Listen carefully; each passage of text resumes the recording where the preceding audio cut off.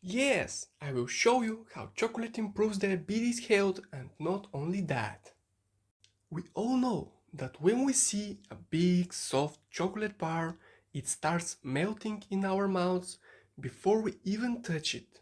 But unfortunately, most people with diabetes are afraid to eat that precious snack. So, I spent 2 weeks researching studies and books for one purpose. How can people with diabetes eat that precious bar safely? And here's what I found. First, let's start with why milk and sugary chocolate are bad for diabetes. Milk chocolate and sugary chocolate bars may taste delicious, but they are a real problem for anyone managing diabetes or prediabetes. The main issue? They are packed with refined sugar and offer very little actual cocoa, the part that holds the health benefits. When you eat sugary chocolate, the high sugar content causes your blood glucose to spike rapidly. Your pancreas responds by producing a surge of insulin to bring these levels down.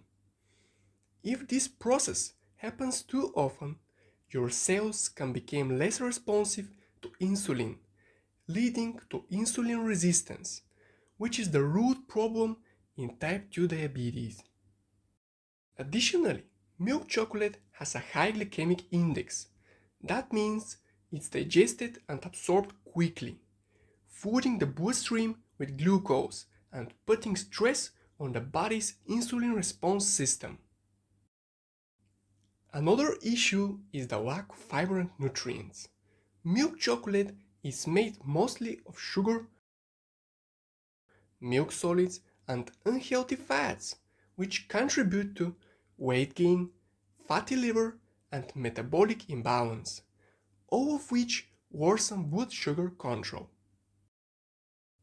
Even worse, the sweet and creamy taste can trigger the brain's reward center, leading to more cravings, overeating, and ultimately poor blood sugar management. So, while it may feel like a quick pleasure, milk chocolate behaves more like a dangerous glucose roller coaster for the body, especially in people with impaired insulin sensitivity.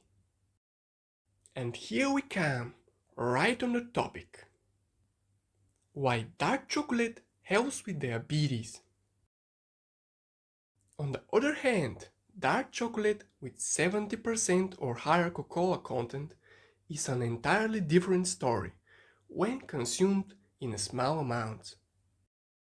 First, it contains much less sugar, and the higher the cocoa percentage, the lower the sugar. This means it won't cause the same kind of blood sugar spikes as regular chocolate. More importantly, dark chocolate is rich in flavonoids, which are natural plant compounds known to improve insulin sensitivity, reduce inflammation, and enhance blood vessel function.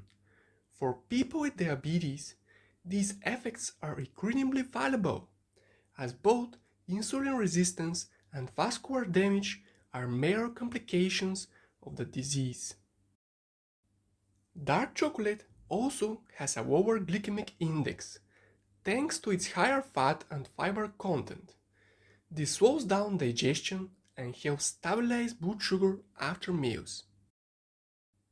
Because of its intense flavor, dark chocolate naturally limits overconsumption. You only need a small piece, usually 1 to 2 squares, to satisfy a craving, unlike the milk chocolate, which often triggers a desire for more.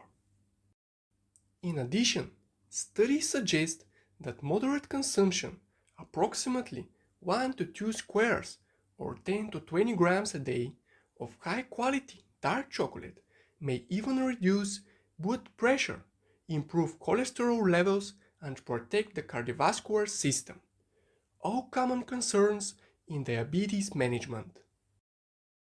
If this video helped you or made you think about your health differently, Subscribe now. See you in the next video. Stay healthy.